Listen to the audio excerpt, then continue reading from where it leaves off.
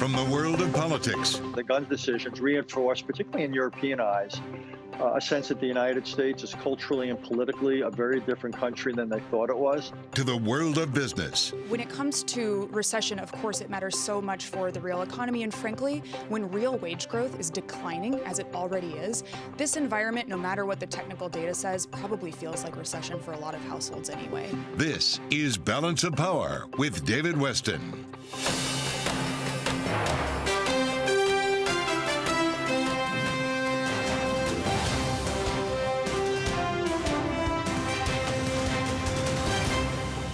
From Bloomberg World Headquarters in New York to our television and radio audiences worldwide, welcome to Balance of Power. We start today up on Capitol Hill at the Supreme Court of the United States once again, because history is about to be made. In a few moments, Judge Ketanji Brown Jackson is going to become Justice Ketanji Brown Jackson. She will be the first black woman to serve on the Supreme Court as a justice. She'll be sworn in first by the Chief Justice with a constitutional oath, and then with a judicial oath administered by her old boss, Justice Breyer, whom she is replacing. We're going to try to bring you that live, although we are relying on the Supreme Court feed of a stream, so we'll see whether that works or not. In the meantime, we turn to our Washington correspondent, Emily Wilkins, who is up there just near the court. So, Emily, put this day in perspective, the history being made. I mean, it is a historic day because for the first time, the highest court in the land will have a black female judge serving on it. And also for the first time today, the Supreme Court, a majority of justices serving on it will not be white men. So certainly diversity can be seen on both sides, from the more liberal justices and the more conservative justices at this point. I think it really speaks to the fact that both parties have really realized the fact that they need to make sure that they need to be diverse, that diversity is important in terms of sex, in terms of race. And I think sort of today is a hallmark of a number of decades and a number of efforts by lawmakers, by presidents of both parties, to really get the diversity in there. And it is happening today because it is the last day of the term, because they brought down their last decisions, and we were told that Justice Breyer would not step down until the last day of the term. That happens today, right about now. So, Emily, take us through those last two decisions. First of all, the one that may matter the most to people who watch Bloomberg regularly, and that's the EPA decision, an important regulatory decision when it comes to climate, and perhaps more. Yeah, this absolutely curtails, first of all, exactly what the Biden administration is going to be able to do in enacting its climate goals through the EPA. Now, the justices didn't say that the EPA couldn't regulate any sort of emissions, but that did put some limits on exactly how far the EPA could go. And David, this could wind up having impacts not just in the EPA, but really across regulatory agencies, which numerous presidents, Biden, Trump, Obama, even before that, have really used to try to push forward their initiatives when Congress has stalled. And what we saw the court say today is that this can't really be the case going forward. If legislation needs to come, if we need new laws, if we need significant changes, that will need to come from Congress, not from various federal agencies, as presidents have used in the past. And certainly this does have wider climate impacts, really puts more pressure on Democrats right now. They're still talking about potentially moving this broad legislation that could include some climate goals.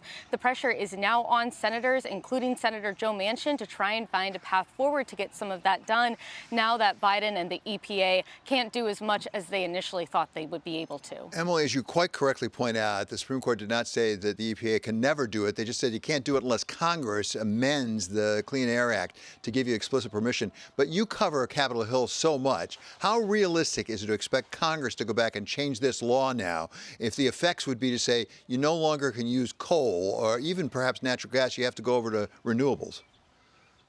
That would be pretty hard to do. I mean, right now, the climate changes that we're seeing, it's being done through this Reconciliation Act, but you can't just do anything through reconciliation. You can only do certain things that have a budgetary impact. And in thinking about how Congress moves, I mean, I think back to 2013, Congress struck down a key part of an Equal Voting Rights Act, said, hey, Congress, if you want to do this, this is great, but you're going to need to pass legislation.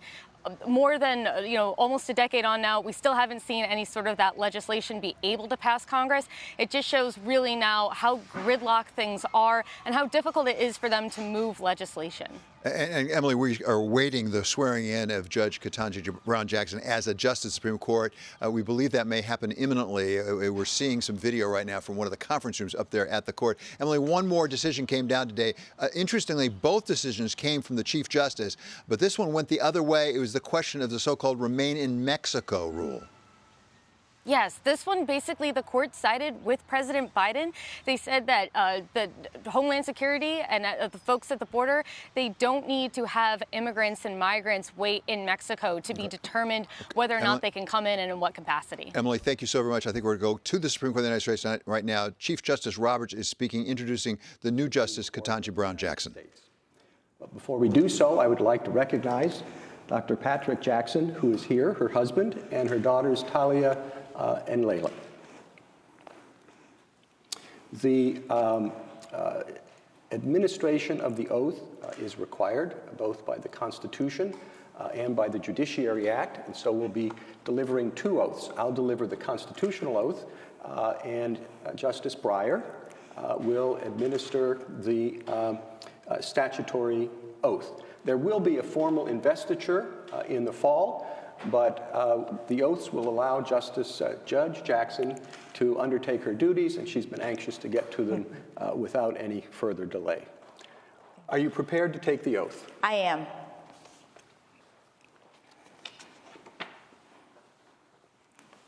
Please raise your right hand and repeat after me. I, Ketanji Brown Jackson, do solemnly swear. I, Ketanji Brown Jackson, do solemnly swear that I will support and defend the Constitution of the United States against all enemies, foreign and domestic. that I will support and defend the Constitution of the United States against all enemies, foreign and domestic. That I will bear true faith and allegiance to the same. That I will bear true faith and allegiance to the same. That I take this obligation freely, without any mental reservation or purpose of evasion. That I take this obligation freely, without any mental reservation or purpose of evasion. And that I will well and faithfully discharge the duties of the office on which I'm about to enter. And that I will well and faithfully discharge the duties of the office on which I am about to enter. So help me God. So help me God. Thank you very much. And now I'll turn things over to Justice Breyer. Good. The judicial oath. Will you raise your right hand, please? Thank you. I, Ketanji Brown Jackson. I, Ketanji Brown Jackson. Do solemnly swear. Do solemnly swear. That I will administer justice. That I will administer justice. Without respect to persons. Without respect to persons. And do equal right. And do equal right. To the poor and to the rich. To the poor and to the rich. And that I will faithfully and impartially. And that I will faithfully and impartially. Discharge and perform. Discharge and perform. All the duties. All the duties. Incumbent upon me. Incumbent upon me. As an Associate Justice of the Supreme Court of the United States. As an Associate Justice of the Supreme Court of the United States. Under the Constitution. Under the Constitution. And laws of the United States. And laws of the United States. So help me God. So help me God. And now, on behalf of all of the members of the court, I am pleased to welcome Justice Jackson to the court and to our common calling.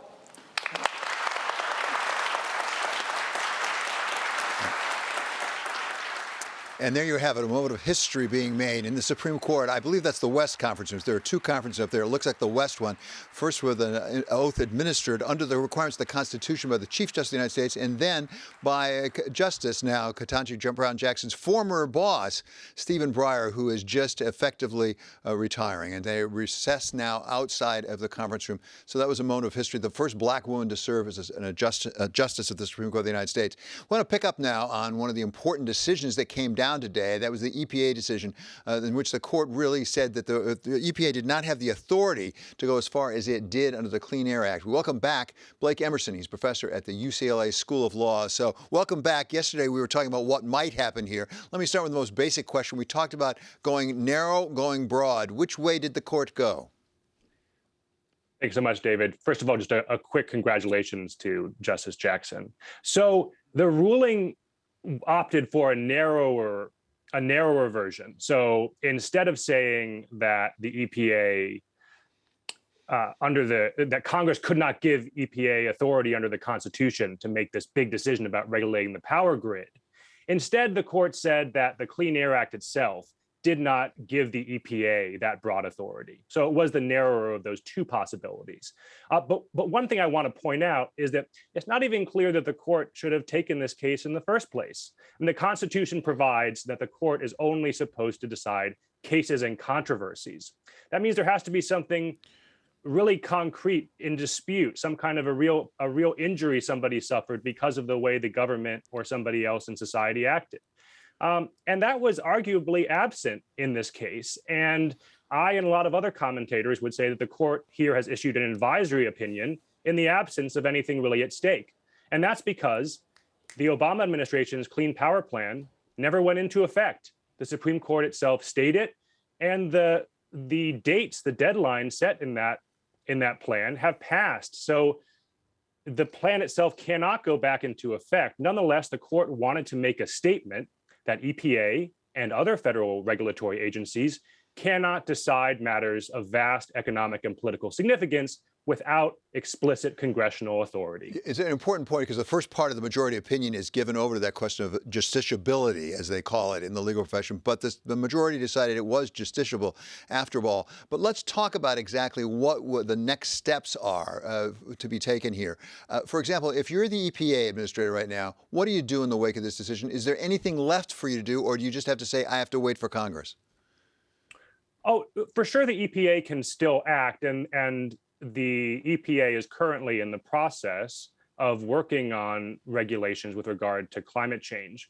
What it certainly does on the narrowest level is it will tell the EPA you cannot make grid level regulations and guidelines of the sort that the Obama administration tried to do in the Clean Power Plan. That means requiring states to submit plans that will shift the mix of power from fossil fuels to renewables. So those kinds of regulations appear to be out now.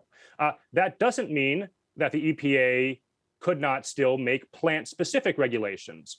Things like making it more efficient the way in which you burn coal or other kinds of fossil fuels or other kinds of technologies at the plant. So, Professor, that's exactly what I wanted to ask about, because as I look through the opinion quickly, and you understand this much better than I do, it sounded like you can tell a company that is using coal to generate electricity, you got to be more efficient the way you do it. You can't tell them to say, you can't burn coal, you got to go to renewables. That's right. So you can tell an existing plant owner, look, you got to find a better way to burn the coal that's not going to be as polluting, and here are some ways to do it. Experts in environmental technologies seem to think that those sort of heat rate improvements are not very effective, in part because if you make it more efficient to burn coal, maybe people will just end up burning more coal, right? I mean, so it's kind of the supply and demand logic going on there. So it's not clear how effective those techniques will be, but there are other techniques such as carbon capture that are being developed that are at the plant level that this opinion wouldn't touch, but are also could be very burdensome and expensive. And this was one of the issues that Justice Kagan raised in her opinion, that it's not clear that plant-specific regulations are going to be less burdensome and raise more minor questions than regulations outside the fence. But the court says outside the fence regulations are out, inside the fence regulations for now are still in. Professor, let me ask the broader question here that you and I discussed a bit yesterday, because there was a third opinion, which was Justice Gorsuch, where he said, I'm going along with what they say, but there are really constitutional underpinnings of this major question doctrine. And the question is, what could this mean for the next case coming up that's outside the EPA? When it's the SEC, it's another sort of agency. Is this indicating perhaps, and as Justice Gorsuch pointing in the direction, there may be more coming? Yes. So first of all, I think Justice Gorsuch is in fact correct that there's a constitutional logic underlying the major questions doctrine, and that's the non-delegation doctrine. The idea here is that Congress cannot delegate its legislative power to the executive branch. Now, that constitutional doctrine is suspect, and people thought it was long dead up until a few years ago, when Justice Gorsuch and other members of the court appeared to want to revive it. And so Justice Gorsuch's concurrence again underscores that this non-delegation doctrine is back, and there might be a future case in which the court actually relies on it to say a statute passed by Congress, not just a regulation as in this case, but a statute passed by Congress is unconstitutional because it gives too much authority to the executive branch. Now, even leaving that aside, the major questions ruling in the majority opinion, in which Gorsuch and Alito concurred, also is going to have major impacts potentially on other agencies. I mean, there are tons of regulations that are in process that might have major implications. SEC regulations about climate-related disclosures. We have regulations coming out about the sale of guns, right? So we have ghost guns that can't be easily traced. And because the major questions doctrine is so broad, because it, as Justice Roberts said in this case, the major questions doctrine comes up whenever it makes a judge raise an eyebrow. So if you look at all these regulations, a judge either at the Supreme Court or in an appellate court or even in a district court might raise their eyebrow at, say, the ATF's ability to regulate firearms and decide that it's out simply because it seems like it's too broad an exercise of authority. And to my mind, that's pretty dangerous. Yeah, it's fascinating. It's really helpful analysis from you. Thank you, Professor. That's Professor Blake Emerson of the UCLA Law School. Coming up, Senator Pat Toomey of Pennsylvania is here to talk about inflation, the Fed, and how it could do better. This is Balance of Power on Bloomberg Television and on radio.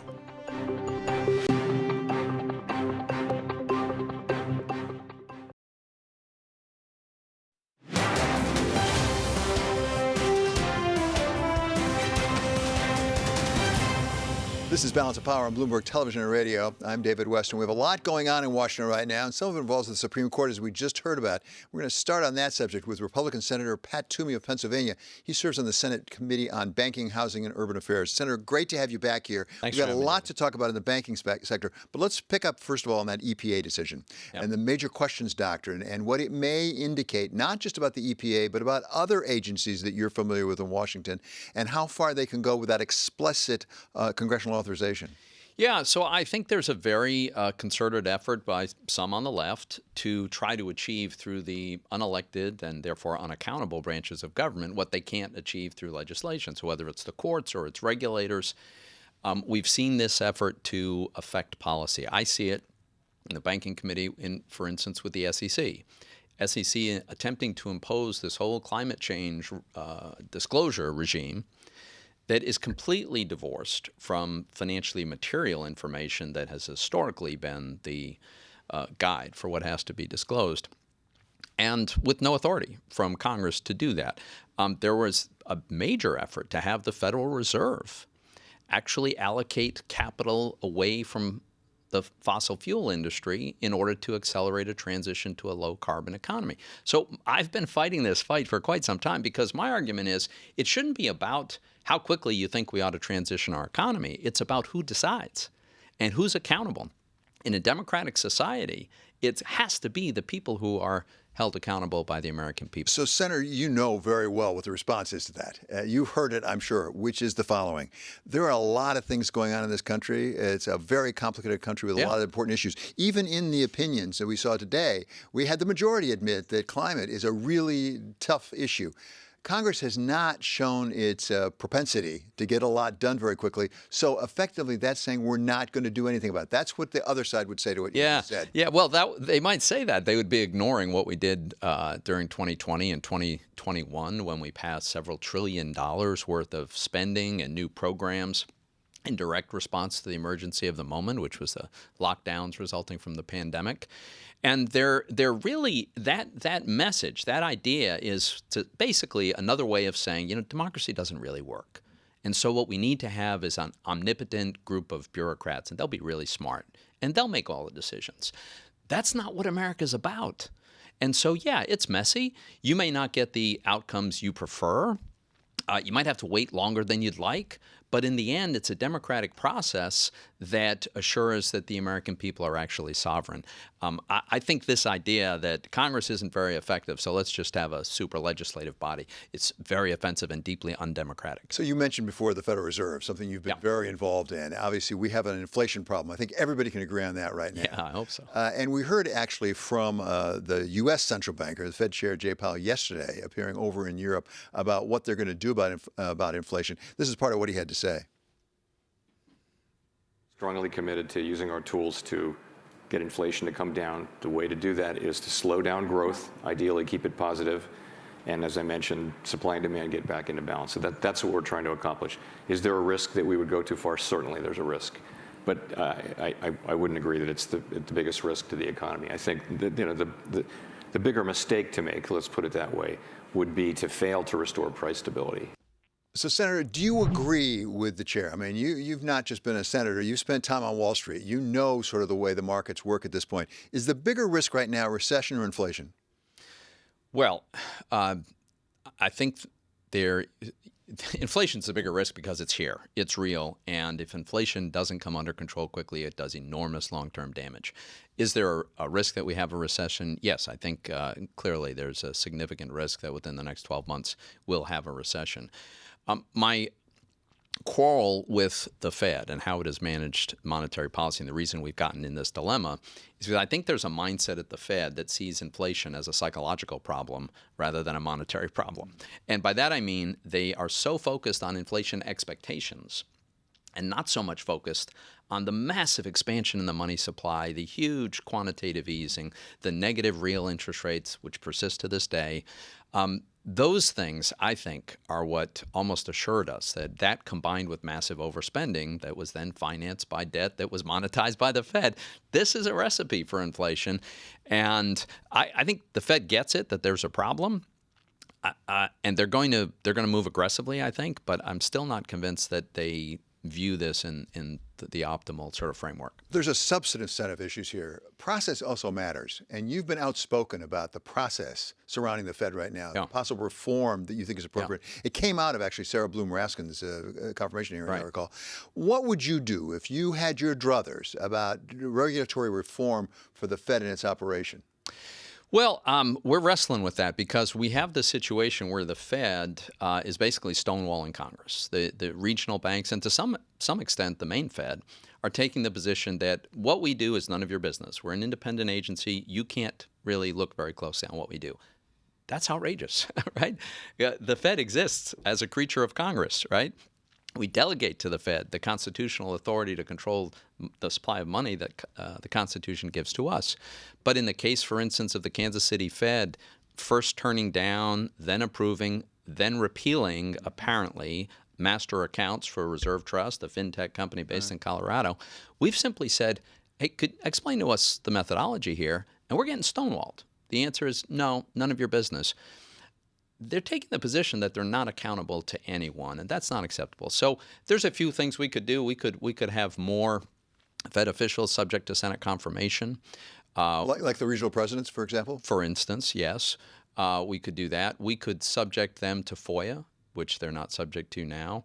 We could have a consolidation of the regional banks. You know, the regional banks are really an artifact of a time when the money supply was managed separately among the various regions. So there's a lot we could do. Bottom line is they've got to be more transparent and accountable. But I know that you respect and really value the independence of the Fed. We need an independent central bank. Where does the line exist between transparency on the one hand and regulation on the other? You can easily lapse from one over into the other. Well, sure. I mean, the independence that we generally focus on is the independence to set monetary policy, because we worry that political pressure will always be there to have ultra easy money and that is destructive over the long haul. And I get that, and I'm sympathetic to that argument. When we're talking about the issuance of a master account, that's a very valuable public good. It's the ability to conduct monetary transactions directly with the Fed. Every fintech in America would love to have it. Virtually none of them do. How the Fed goes about issuing those, that's something that Congress ought to have some say in. We ought to at least have some oversight on. Finally, let me ask you one political question, if I may. You've been outspoken about what happened in January 6th. Putting aside what you're hearing in the hearings right now, do you think that this effectively means that Donald J. Trump won't get to run for a second term? Oh, I don't know that it means that. I mean, he gets to decide whether he's going to run, whether or not he's successful. Look, I think he disqualified himself from serving in public office by virtue of his post-election behavior, especially leading right up to January 6th. I think the revelations from this committee make his path to even the Republican nomination much more tenuous. You know, never say never, and he decides whether to throw his hat in the ring. But I think we'll have a stronger candidate. Okay, Senator, thank you so much. Really appreciate you visiting us today. That's Senator Pat Toomey, Republican of Pennsylvania. And this is Balance of Power on Bloomberg Television and on radio.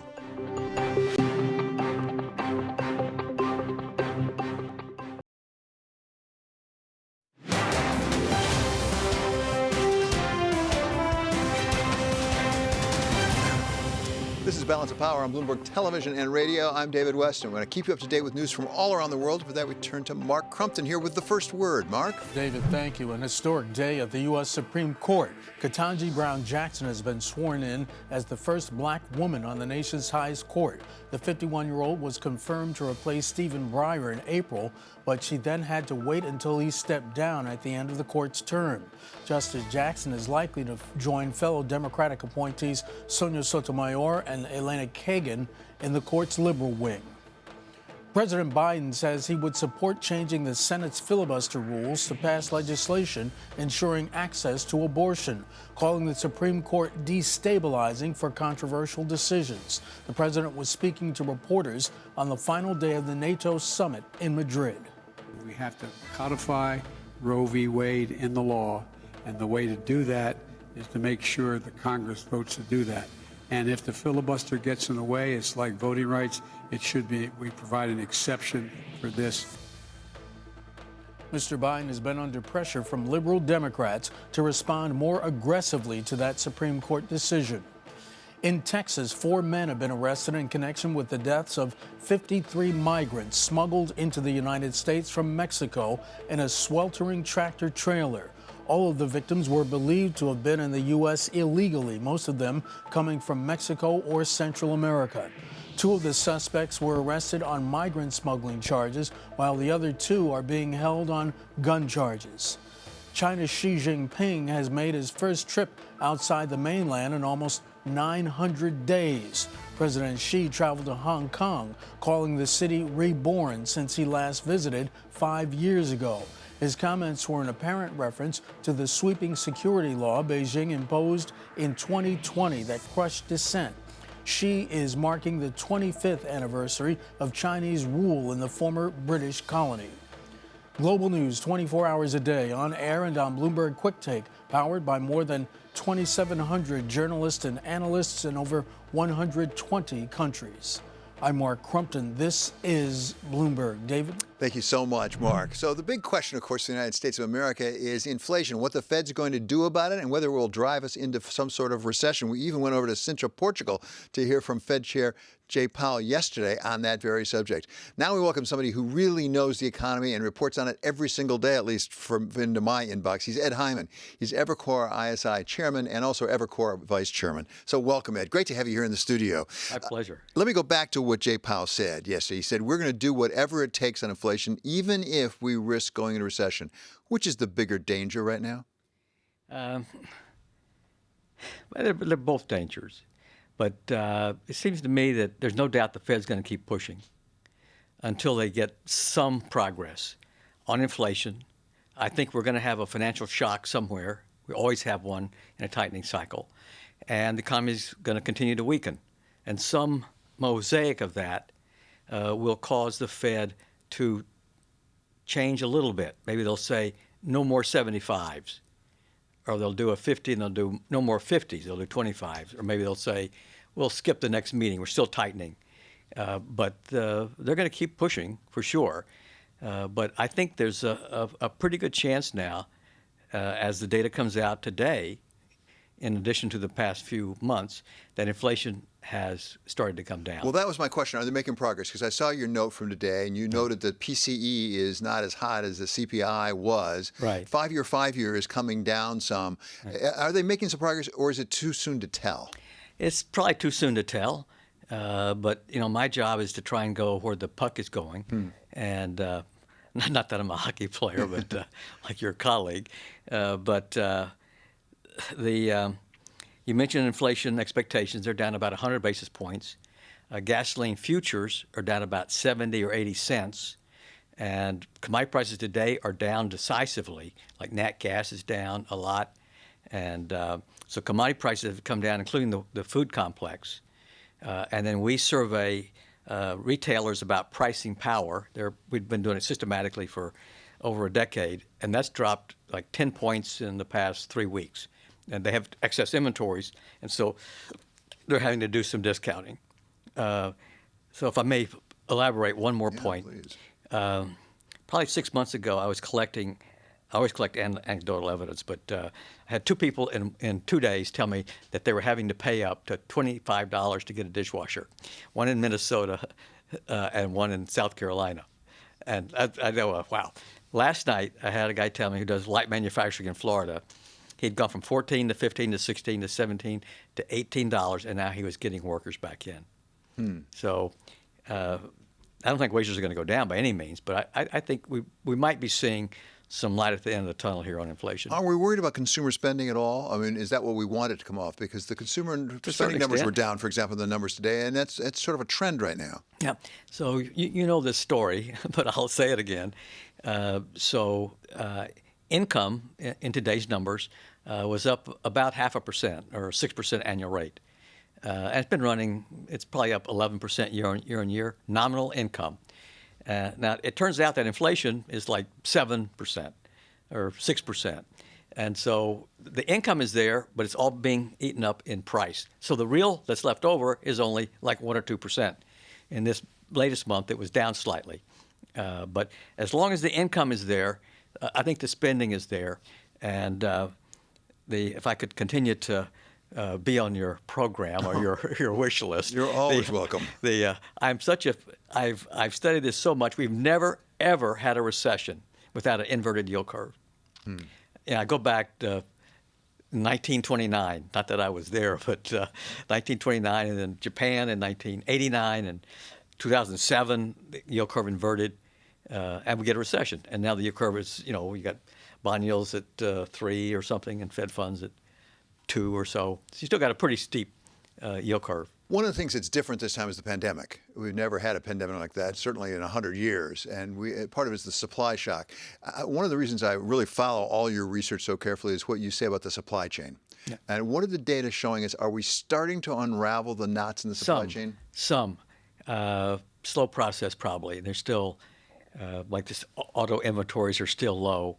But I'm glad you brought that up because it's a point I really would like to make. We had the pandemic. We had big fiscal stimulus. We had QE, zero rates. And we had the fastest money growth in 8 decades, 30%. And when you get extremes like that, you're going to get inflation. And you happen at the same time to have bottlenecks. So it's a real bad cocktail. Well, one of the things I saw in your June report was our money supply growth is slowing down, and Europe's is as well. China's going the other way. Yeah. So China's really an outlier here. I'd like to continue to discuss with you. Money growth was almost 30% a year ago, fastest in 8 decades. Now it's down to about 6, and it's been flat probably for 3 months. I don't know when the last time that was. But as Milton Friedman pointed out, the Depression occurred because we had a contraction in money. So the Fed doesn't really report on money. Maybe they watch it, I don't know.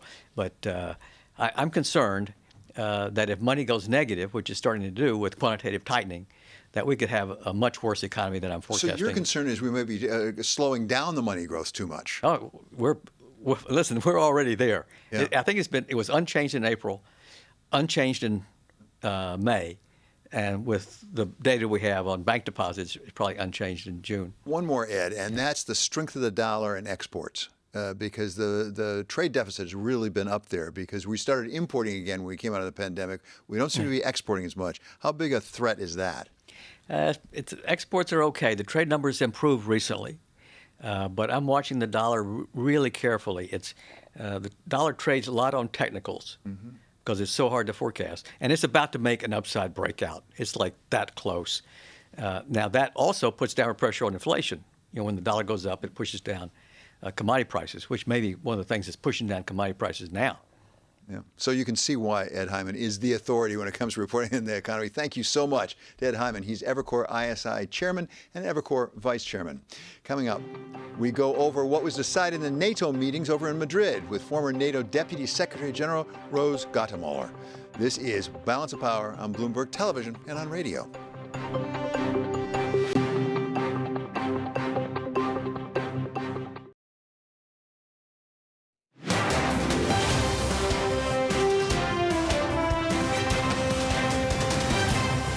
This This is Balance of Power on Bloomberg Television and Radio. I'm David Westin. President Biden is on his way back, I believe, right now from Madrid, Spain, where he attended that meeting of NATO members.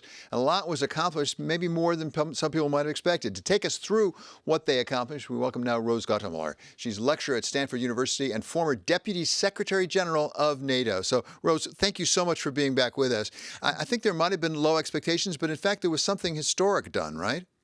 Absolutely. You know, usually NATO summits are pretty boring affairs, or they can be. They were not when I was DSG and President Trump would come, but it has had the tradition of being more or less pre-prepared, everything agreed in advance and no surprises. I think there was a lot of preparation to this summit, but the really important steps that NATO took in terms of deciding first and foremost that Russia is a real threat that the NATO alliance will have to defend against, and putting in place this new rapid response force, 300,000 troops that NATO will be training and preparing to fight with particular NATO allies who will be perhaps under attack from a newly aggressive Russia. So this is really a big decision and an important decision, I would say. You make a really important contrast with when President Trump went over and had some real doubts about NATO itself, at least some people were concerned about. One of the issues he had was the extent to which they were contributing, various members were contributing to the defense, the joint defense. And I think there's a 2% GDP goal. They've set out some pretty lofty goals now. How are they going to pay for them? Are they going to make it up to the 2% number? Yes, that's one of the remarkable steps here. Again, during that period, I think that President Trump did have a positive effect, so to say, in terms of getting a lot of the NATO countries to sit up and take notice that they had made this defense investment pledge to spend 2% of GDP on defense by 2024, but not many NATO members were stepping up to that bar. Trump got them to sit up and take notice. But really, the firmest and strongest effect has been from Putin's invasion of Ukraine. So ironic that it's completely flipped so many NATO countries, principally Germany, which has the hugest economy among the NATO countries there in Europe. And the fact that it was not willing to spend 2% of GDP up until about 2030, 2032 was a big deal. Now, Putin's invasion has changed that 180%. They are getting ready to spend 2% of GDP by 2024 and raising the training and readiness of their armed forces overall. It's a huge change. Rose, you mentioned Sweden and Finland now are going to be admitted in. How long will that take? And what happens in the meantime? For example, the commitment to joint defense, does that kick in before they're formally in? No, they will not have the so-called Article 5 commitment applied to them in the meantime. That was a worry for both Sweden and Finland, but both governments judged that Russia is so tied down in Ukraine with its armed forces being ground up in Ukraine that they will not see a threat from Russia emerge during this period of accession. Each parliament and our Senate have to really ratify the entry of these two countries into the NATO alliance. That is a big deal and can take a long time, but all of them, including our own president, has pledged to work with our Senate, where there's strong bipartisan support, to get these two countries in as quickly as possible. I would estimate a good optimistic estimate is 6 months. More realistic, perhaps, is closer to a year. Rose, I think that the thing that has brought NATO together remarkably, in large part, is Russia invading Ukraine. I wonder how that's going. And specifically, one development we've just learned about is Snake Island, that island in the Black Sea that now the Russians are withdrawing from, they say as a gesture of goodwill. What might that portend? They have taken a tremendous pounding on Snake Island from the Ukrainian armed forces, and so they are withdrawing now. I think it is such an important point because it does clear the way for freedom of navigation in the Black Sea. There were a lot of concerns that Russia would be attacking ships carrying grain coming out of Odessa from their Snake Island positions. And so I see this as a good step in the direction of getting those ports open and getting that grain flowing. I know there's been a lot of work by UN Secretary General Guterres, together with President Erdogan of Turkey. Turkey, of course, implements the Montreux Convention that governs the Black Sea navigation. So I get the feeling that things are starting to move now, and I hope that soon we'll be seeing that grain flowing out of Odessa. Is there a risk there as well, though? Because as I understand it, Russia says, okay, fine, you can bring the grain out. If you take all the mines out, you take all the mining and reverse it. And the Ukrainians, I think, are nervous if you do that, it might free up Russia to use the sea to come at them.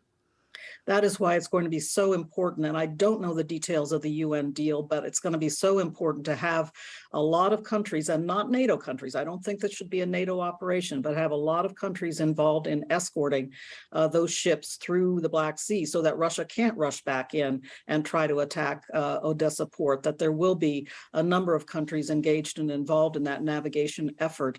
Countries, I think it would be appropriate, countries who are really going to be buying the grain and have navies and perhaps could contribute a ship or two to the escort operation. So we'll see what the deal turns out to be. But like I said, I'm seeing some positive signs here. At the same time, I'm not sure we're seeing as many positive signs on the ground in the Donbass region. It looks like Russia is sort of grinding down slowly Ukraine. What is the status there? Is there anything more NATO can or should do? You know, Russia's got a 1,000-kilometer front in Ukraine that they're trying to fight and hold the positions they already have. And it's been a grinding effort. Everybody's been using that word. But what that means is they're pouring huge numbers of resources, men and material. They are losing a lot of people, and they are losing a lot of their weapon systems. So it's also extracting a toll on the Russian armed forces in a serious way. I frankly think we're going to see a period now, again, of regroupment where the Russians are going to be bound and determined to hold that southeastern quadrant where they have some of the bases available, and the ports in Mariupol and Kherson. They want to hold that and actually try to cut Ukraine off from the Azov Sea. So I think they're going to redouble their efforts in that area, but the Donbass they're not going to leave behind at the moment. I hope the heavy weaponry that the Ukrainians are getting now will help them to defend those lines and push them back. Everybody's got their fingers crossed on that one. Okay, Rose, it's always really beneficial to have you with us. We really appreciate it. That's Rose Gottemoeller. She's lecturer at Stanford University and former Deputy Secretary General of NATO. Coming up, it's the end of a brutal first half of the year in the markets. We take a look at just how bad it was. This is Balance of Power on Bloomberg Television and on radio.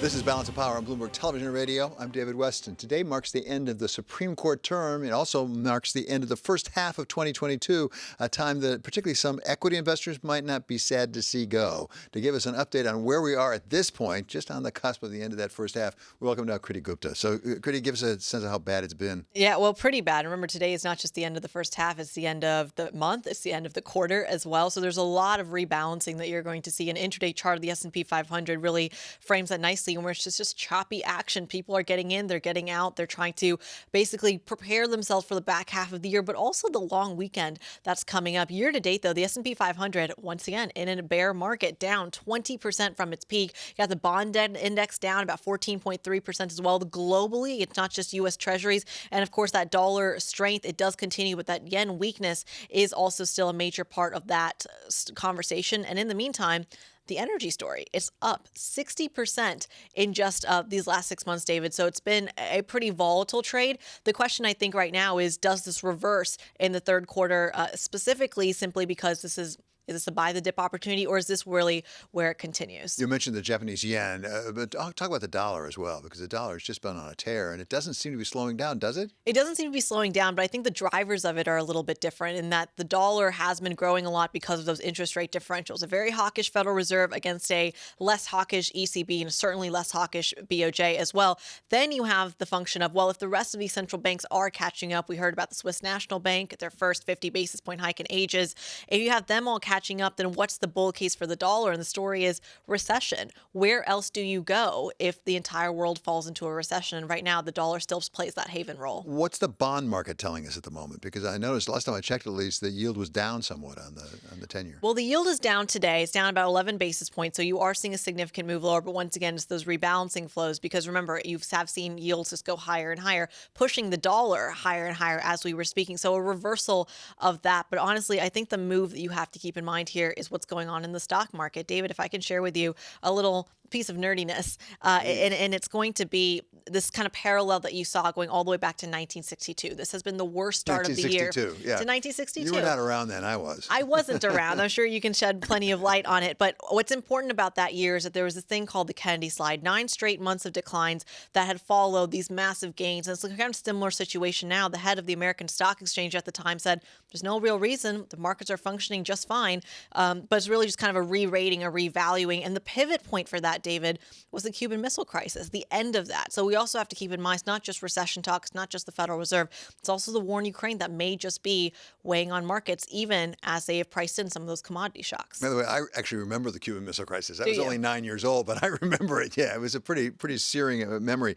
What about the consumer? Because we got some eco data this morning that we did. Maybe raised some questions. And perhaps turning around the tape just a little bit, because we got that PCE deflator number, which is very important for people like at the Federal Reserve. They love to watch that metric, and we're expecting these massive increases in inflation, which we did get, but the margin of the move wasn't as significant as the estimates were. So you did see a little bit of perhaps good news kind of wrapped in some not so good news there. But it is important to keep in mind that perhaps some of those price pressures are easing. If you look at food prices or even shipping rates, that's all part of it. Kriti, thank you so much for that summary of a pretty difficult first half, I think it's fair to say. You can catch Kriti Gupta again at 1 p.m. Eastern Time on Bloomberg Markets. Check out the Balance of Power newsletter on the terminal and also online. Coming up, Balance of Power continues on Bloomberg Radio. In our second hour, we're going to talk to John Authors about why the markets may be misleading us about inflation. This is Balance of Power on Bloomberg Television and on Bloomberg Radio.